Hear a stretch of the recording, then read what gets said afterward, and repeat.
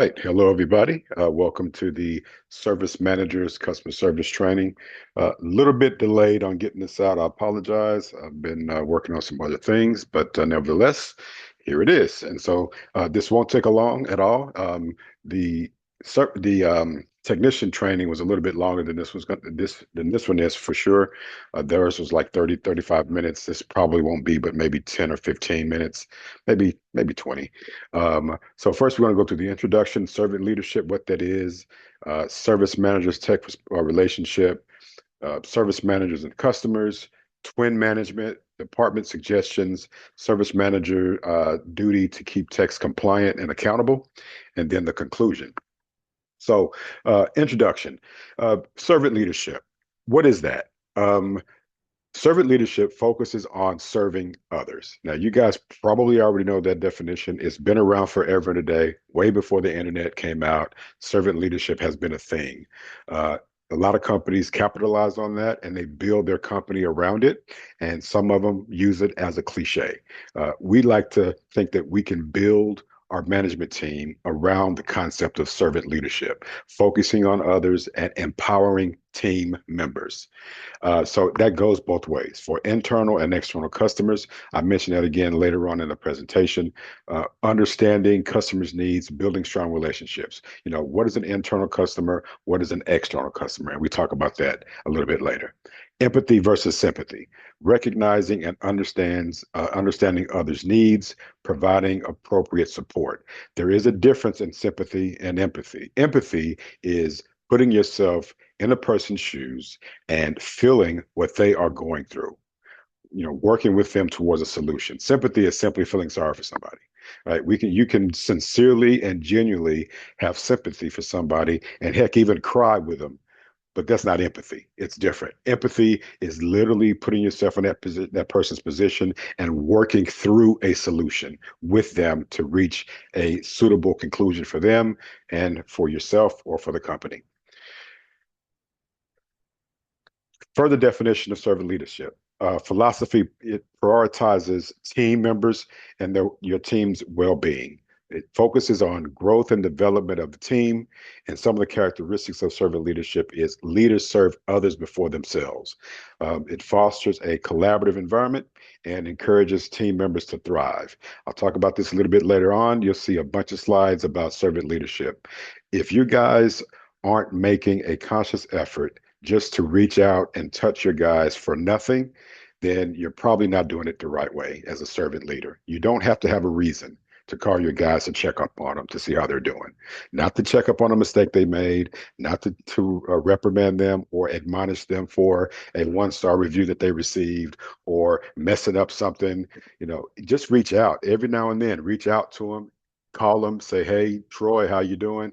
And I'm using my name as an example, but you know what I mean. Reach out to one of your guys and just call them. Say, "Hey, how you doing? Just wanted to call and check on you to make sure things are okay. I'm not, you know, calling you for work. I just wanted to see if you are okay." That goes a long way in showing your guys that you care about them. Personal experience with servant leadership, the philosophy of servant employees. It's practiced way before the internet, like I said. It encourages managers to focus on employees' well-being. Again, you're going to keep hearing me talk about that because you know, if your team believes that you really care about them, and not just from a work standpoint, if you can get that gap closed to have them not believe that you are, you know, that you only care about them doing a great job, but you want that, of course, but that you also care about them in other ways, you'll be surprised on how they begin to work for you and not necessarily work for Barrett. They work for Barrett, but if you can get a person to work for you, you'll see that call outs reduce. You know, five-star reviews might go up because they want to impress you as their manager. As long as you're serving them the right way, they'll want to do that for you. Indicators of successful service. You know, employees say that they did something for you, just like I just mentioned, and not just for the company. And so, you know, we've had people that will call and say, "Hey, Troy, man, I don't feel well. I feel bad if I, you know, have to take off work today because I know we're shorthanded. But, you know, I think I'm going to try to stick in there and see how how long I can work, right? That's because they want to do a good job for me, and I really appreciate the sales team for that. And I've worked a long time and hard to handle everybody in a different way and handle them with kid gloves. And you hear me talk about kid gloves as well, what that really means. But when you're able to get a person to really buy into your management style by being a servant leader, you would definitely start to see a change in their behavior in terms of how they approach their work. Prioritizing the needs of others, right? Managers, just checking in on an employee's personally, just to see how they're doing. Just mention that, asking about an injury that they may have had to check on that to see how they're doing. Maybe even consider sending a get well card. Guys, that goes a long way. We just had a technician who fell and got a concussion. Can't remember his name. Dallas, a Dallas technician. Guy, I was just outside talking to him the other day. But anyway, he got a concussion and had to be off for a couple of days. It would have been great if we had sent him a get well card. Maybe we did. I don't know if we did or not, but even just a call just to see how he was doing. Not, calling to see when he's coming back to work, but just calling to check on him to see how he's doing goes a long, long way to showing your guys that you care about them. Creating sustainable and ethical business models. Examples, employees, have them write a mission statement for you. Heck, write a business plan. I mean, a two-page business plan on, how they feel about their job, what their goals are in their job, where they see themselves in a year, 2 years, 5 years. Have them do certain assignments like that, but try to make it fun to what, they don't think that they are working. But this really does go a long way as well. It helps give them a perspective, a different kind of perspective, rather than just going through the grind of a day to day. Have them sit down, write down a business plan, write a mission statement on what their goals are, how they see themselves, have them do an introspective of themselves and see, how they feel about their day and how they feel about their work and how they feel about doing their work. Employee empowerment and collaboration, weekly meetings. You guys have those. Focus on positive achievements. I'm sure you probably are already probably doing that. If you are, then this fits well in what you're already doing. Set targets and celebrate their achievements. You guys are probably doing that as well. I know that applause is one of the things that we're using now, where customers can give a 5-star review and leave a tip. So, that's celebrating achievements in real time from the customer, which really goes a long way with their self-esteem, because they know that they're providing that service for them. In their training, I explained the difference in customer service, customer relationships, and customer relations. And I hope you guys watched it as well, because there is a distinct difference in all three of those.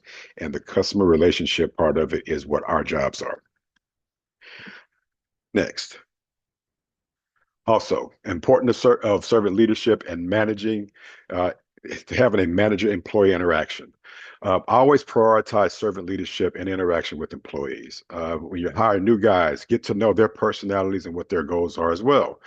Discuss their current, future. Sorry, and discuss their current and future goals.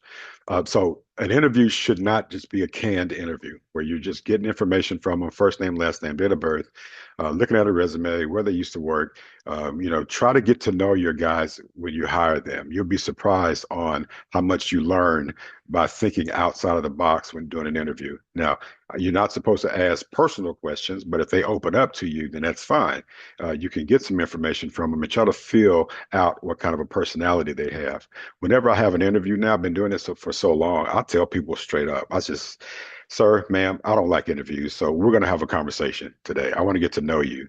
Your resume can say anything, but I want to get to know who you are as a person. And then we start to get into the interview, and they don't even feel like they're in one. They're relaxed. They're more honest with me. And so that's one way to approach it as well. I'm not saying my way is the best way, but that's the way that I do it. So you might want to, think about different ways to doing an interview so that it's not so, regimented and matter of fact. So ensure that they understand the full scope of the job. I think this is important for us as service managers to set a precedent for the technician that's coming on board. They need to know that it's not an easy job, and I think that if they have experience in the field, they probably already know that. So a reiteration of that fact will go a long way. and for them to understand what's to come, especially as we are entering into the busy season. It's going to get super hot out there. We are probably days away from triple digits, and it's going to be super hot out there. So let's set that precedent for them so that when it is hot and they got 12, 13 stops, the complaints are not as frequent as they might be if they just don't understand what's ahead. Same thing with wintertime. It gets super cold. They need to be prepared with that. Um, Make sure that they know that you have their back no matter what. You that is so important when you are onboarding a new person. If they feel like you're just a supervisor or just a manager and there's no connection there, you are going to have an employee and that's it. You're not trying to hire employees. You're trying to hire relationship. You want to build relationship with your guys, man. You want to have them trust you, that they know that you're going to take care of them no matter what. So make sure that they know that you have their back. Explain all aspects of the job. I'm sure that we hire people with some experience, so they probably already know what the expectations are. But we do have something called the Barrett Way, and we want to make sure that they understand what that is. So let's explain that every single time. Maybe you guys do that already. If you do, great. That means that this slide comes at the perfect time just to confirm. All right. Understanding employee goals and job scope. So one of the important things in servant leadership, always prioritize servant leadership when interacting with employees. It sounds like this is being redundant, and I'm going to keep doing it because I need you guys to understand that servant leadership is absolutely the key if you want to build strong working relationships with your people. Again, get to know their personality, discuss their goals now and 5 years from now, ensure that they understand the full scope of the job. Just mentioned that in the previous slide. The challenges of being a technician. It's hard work. It's demanding work. They need to know that. If they work somewhere else and they already know it, reiterate it with them. We're trying to set a precedent so that they understand that there are going to be those days where they're going to be super tired when they get off work. But that is what the job is. And they should know that is what the job is. This is manual type labor, man. They're lugging rigs around and spraying homes that are 3,500 square feet or larger, and it's not an easy job. So they need to understand that it's not an easy job. Oh, ensure that employees know that you have their back. Once again, just mention that. Handling customer complaints. So let's switch gears just a little bit off of the manager-employee relationship. I want to switch gears into handling customer complaints. All right, guys. So I've been doing this for a while, handling complaints. I was put in charge of one-star reviews back in 2014.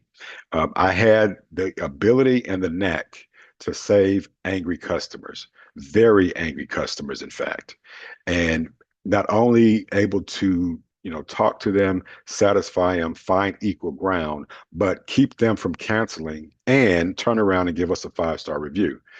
It's nothing special. It is just reaching out to the customer. When you reach out and you do your investigation, you tend to uncover what the real issue might be. So we have to go into every complaint with the mindset that we are going to preserve the relationship, even if the customer is wrong, right? Addressing their concern, handle complaints gently. We always talk about empathy. How do you do that? You put yourself in the customer's position and don't always enter into a complaint with a glass half empty mentality. Give them the benefit of the doubt always. There is a very rare case where we give a fantastic service, we do everything right, and then the customer is angry. This just doesn't happen. So every complaint has some substance to it, and we just need to uncover what the real substance is. Always give them the benefit of the doubt. Justify their complaints somehow. Some complaints are valid. Some are. They're valid. And so when they are valid, we cannot support bad behavior by the technician because it's counterproductive. I don't think anybody watching this right now does that, but it's something that just has to be said just to reiterate. I think you guys do a really good job with reprimanding. I think you guys do a good job with admonishing when you know that your technicians are wrong. So let's maintain that. But let's also remember that if somebody is at fault, we need to address it. And if they're not, then we need to handle the customer with what I like to call kid gloves. Next, contact the customer promptly. Guys, it's a pain in the butt. I promise you. I know it is a pain in the butt to have to call a customer when you have a busy day ahead of you, or you are going through a day where it's just crazy busy. But I promise you, handling a customer within an hour or taking it live will probably take you 2 or 3 minutes, because sometimes all they want to do is hear a manager's voice. So a lot of times we get employees that'll call me and they'll say, "Hey, I couldn't get a hold of so and so," and it's a service manager. I called them, I couldn't get a hold of them, and this is from different people. So there's not a conspiracy here. It's isolated. All right. So we just need to improve on when we contact angry customers. You'll be surprised on how many people you can save and how often you can defuse an angry customer just because you called. You don't even know how they're going to take it. But I'll tell you this, if you call them right away, you're not going to get that same angry person that you would get 4 or 5 hours from now or tomorrow. We need to try to take these calls within the hour or take a live transfer. Right here is an actual call that I took. This is about a year or two ago, I believe. This customer was absolutely livid. I'm not going to play it here, but this PowerPoint will go out. I recommend that you guys listen to this call that I took from a customer that was ready to just, I don't know, throw a hand grenade at the corporate office because he was that angry. And I want you to see how it was handled. So play this call and just, give me some feedback. Let me know what you think. Listen to the customer, review all the notes on the account, admit when we have a mistake that we made. If we made a mistake, admit it. If we're right and they're wrong, there's also ways to communicate that too, not make them feel so small. So a lot of times call recordings is going to reveal where the true issue lies. But if it's a technician out in the field, obviously there's no call recording. So let's just make sure that we also give our techs the benefit of the doubt. And then we have to find equal ground on how to satisfy the customer so that we don't lose them. Now, look, some customers are just impossible. I've had them. In fact, 12, 13, going on 13 years I've been here, I've had to block one customer that whole time. He called me the N word, and he belittled my customer service agent so bad that she was in tears. So yeah, he got blocked. Now, I don't recommend blocking anybody, but if it gets to that point, then yes, we have an issue. That's rare. Again, 13 years has only happened one time. So let's make sure that we find equal ground and try to take care of the customer. Empathize with the customer. Put yourself in their shoes. Try to do that, not just reading the words and saying, okay, I'm going to literally try to put yourself in their shoes. Satisfy the customer with understanding by understanding their frustration. This is what I always say. Every single time I talk to a person, in fact, I think I even said it on this call here. So let me say 99% of the time, just in case I didn't. But I always try to say this, Mr. Simpson, I'm a consumer too. So I know how you feel.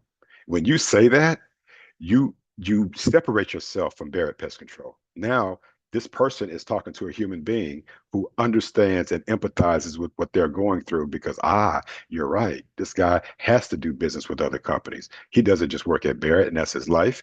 He probably does do business with other customers. So putting yourself in that customer's shoes with saying, you know what, Mr. Simpson, look, I'm a consumer too, so I definitely know how you feel.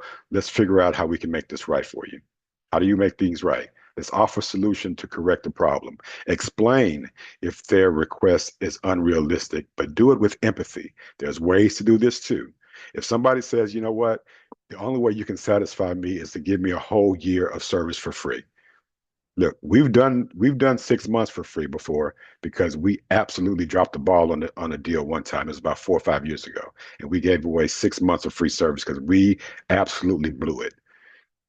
But a whole year of service, look, if it justifies it, let's talk about it and see if we can accommodate. But usually that's an unrealistic request, right? So there are ways that you can relay that information to the customer with kid gloves to let them understand that that's just not possible. However, let's see what we can do to get close to what you're looking for. What about if we reduced your monthly payment by $5 for the next 6 months? And then that way we regain your trust. We put you back on the regular payment amount in 6 months. And hopefully by then we've earned your trust back. How's that sound? Usually you're going to get a compromise with the customer. Sometimes they'll throw out the most extreme to get something that is realistic. So customers play games too, believe me. We're customers. All right. What is twin management? Twin management is the concept of no favoritism towards customers or employees. Everybody is treated equally. We treat our customers just like we treat our employees. No favoritism towards either group. We have two sets of customers, internal and external customers. The employee, those are our internal customers. I'm yours, you're mine. You guys are customers for me. Our customer service team, they're customers. You are their customers. Inside sales team, vice versa. We all serve each other. That is a form of servant leadership as well. All right. It's twin management from a service manager's perspective, though. Similar treatment as with twin children, right? You don't treat either one of those guys better than the other. So we need to balance the act of, how do we treat our internal customers and how do we treat our external customers? It needs to be a concept of twin management. Let's give both the benefit of the doubt. All right, let's do something that's, sort of hands-on, scheduling situations. This is a huge shift in gears, I know, but um, so I think this is probably the biggest issue that we have when we get into our busy season. Sometimes, these guys just flat out make bonehead mistakes, right? We've seen that. We don't know why they did what they did. We don't know what the heck they were looking at, but sometimes they make bonehead mistakes. But as managers, I talk about servant leadership and kid gloves. We have to identify the issue that's on the route. You guys do that every day. Notice the stop that seems a bit out of place. You guys can spot that a mile away. Determine the reason for the discrepancy. Let's prepare for the conversation. If it's with me or Priscilla, if me or Priscilla aren't here and you have to go directly to the person that made the scheduling error, let's prepare for it. Understand the background of the person that's scheduling. You guys know who's new and who's not, right? You know veteran agents and you know new people. If it's a name that you don't recognize, it's probably a new person. So let's consider the level of experience. Approach the veteran schedule with respect, and also let's respect their experience. Let's see, ask them why they did it. Maybe they had a reason. It might not be a good one, but maybe they had some kind of a reason why they did it. And so let's ask for their insight on the issue, as opposed to going in with boxing gloves with your dukes up. Let's go ahead and have a conversation. Hey, Troy, can you tell me what you were thinking on this one? I'm not sure that I understand why you put the stop here. There may be a better spot for it. I don't know. I just want to get your input. Let's see what they say. You'll be surprised on how much they start to, welcome a phone call from you guys. So a lot of times they cringe, right? When they know that somebody's calling them and they don't get a call from that particular person often, they probably know that they're in trouble. So let's go ahead and handle those calls appropriately. New people, let's provide guidance and support. Listen, every interaction is a training opportunity. That's the way I look at it, right? If I'm calling somebody, it's always a training opportunity, and I'm always going to give them some kind of a training feedback to make sure, or at least hope, that they do the job better the next time. So when you're interacting with these guys and you're trying to counsel them on, the reasons why they put something on a particular route, there's a training opportunity. Not just tell them where it should have gone, explain to them why it should have gone there. Okay, next, shifting gears a little bit more. Um, how would your guys rate you? This is an important self-assessment. Um, what I would do is on a sheet of paper on your next meeting, have your guys rate you on a scale of 1 to 5. Have them do it anonymously, and also leave a section for comments. I think this is important because it helps you understand how you can either maintain a good relationship with your guys or work on having a better relationship with your guys. And if it's anonymous, then You just have to take into, since you don't know who the person is, it forces you to do some due diligence and some introspective of yourself all around, even with people that you might think gave you the 5 star or below. I have a feeling that they'll probably give you guys all 5 stars, I'm sure. But I think this is a good exercise for them. It's something fun for them to do, number one. Number two, if they're honest, it helps you do an assessment of yourself and an assessment on how you can work on your relationship with your guys. This is also kind of a real life type of a training thing to look at. Daily route monitoring. I know you guys do that every day because I get the phone calls and I get the emails.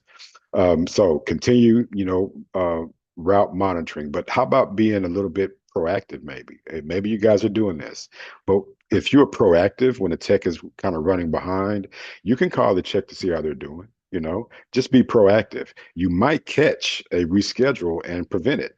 Maybe if the technician is, running close to getting behind, maybe that stop can go on somebody that's almost finished for the day instead of rescheduling a customer.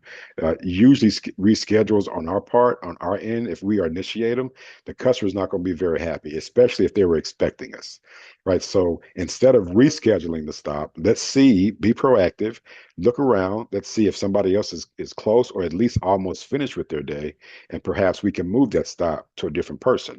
That's just being proactive. Now, that's called preventive maintenance, not after the fact, right? So handling potential micromanagement claims. I doubt if you guys will ever come to you this way saying, hey, I don't appreciate you, checking up on me. What's the deal?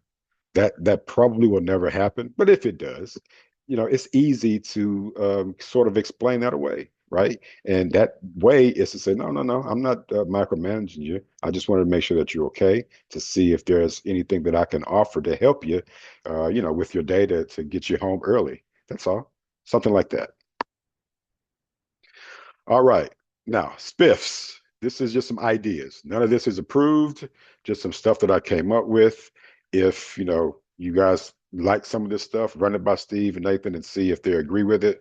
But right now, the only spiff that I'm aware of, and I checked with Darren Norman on this, is the applause, where a customer can receive a tip from the customer. And I think you guys also have a 5 star review bonus, at the end of the month or at the end of the pay period or something like that. But how about receiving $25 for each 5 star that they get for a follow-up or a pest control service call? If that's already happening, that's great. If that falls into the 5 star metric already that you guys are doing already, then that's fantastic. Personal note usage. Instead of using pre-formatted notes, maybe a person can do, 20 consecutive times where they're using actual notes that they have to type in, something that they have to really think about to tell what they really did on the stop. A lot of times we see pre-formatted notes and the technician may not have done those things because it's pre-formatted. They want to be quick. They want to get to their next stop and they just, trying to save time. Notes got to be 4 sentences long and receive $10 for consistent usage. Now, again, this is not approved. You've got to talk to the money guys on this, but I think this will encourage the guys to do a better job on follow up service calls and using personal notes to actually fit what the service that they provided. I think this is a good one. I think this one can be approved. Best dressed, uniforms being pressed, trucks being clean. Get $5 at the meeting when you guys go out and do an audit of how they're looking that day. Get $5, get a sheet of paper, write down who won the spiff, turn it into the accounting team so they can be taxed. But I used to have petty cash when I first started working here. I used to do live cash spiffs to the guys, and I used to keep an audit of that. And I gave it to Brian Thalman, and we taxed whatever I gave out. But I think that will motivate guys to clean their trucks. To iron their uniforms, to be more, to be more presentable. Field sales. Encourage people out there, guys, to upsell. Our technicians it's a hard day, I know, but if they're doing a quarterly service and they notice that the customer doesn't have a mosquito service, I think you guys are probably encouraging this to happen already. But this is a way that they can make extra money as well. Encourage upselling in the field. All right. Um, Accountability and support. Again, techs need to feel supported. Accountability is crucial, though. Protocol adherence is crucial.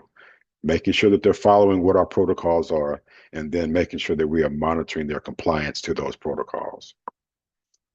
Here's something for the service managers. One of the things that we've been talking about is the use of alerts for time-sensitive items. There's a lot that you guys can catch just checking the alerts. You can catch a one-star review in alerts, a two-star review, and three-star reviews. They show up there depending upon where the customer is giving us the review at. But that is a way that you guys can actually check on things. Tech and inspectors, they may leave a time-sensitive request and that may not be seen to the next day. That's why we really do encourage those guys to use Podium, because we have somebody monitoring that live. If we can do that, we can cut down on some complaints, because sometimes these guys, there are 15 calls in the queue, and at the end of the day, they're over 150, 200 alerts, and it's impossible for them to get to them because we frown upon overtime. So sometimes those things just get missed, guys. So if I were you, at the end of the day, maybe if you're around home and you're not doing anything, hop in Pest Routes and check on some alerts just to see if you can catch something that can be prevented. All right, last thing. The burden of being great falls on the company, not the customer. In the service manager training, I mentioned this, that we can't rely on customers to make us great. I think that we are borderline great company already. If we're not, I think we probably are there. We've grown so much, but with growth there comes growing pains, and with growing pains, every now and then you get one-star reviews because you're growing, faster than you could keep up. So the burden of us being great falls on us.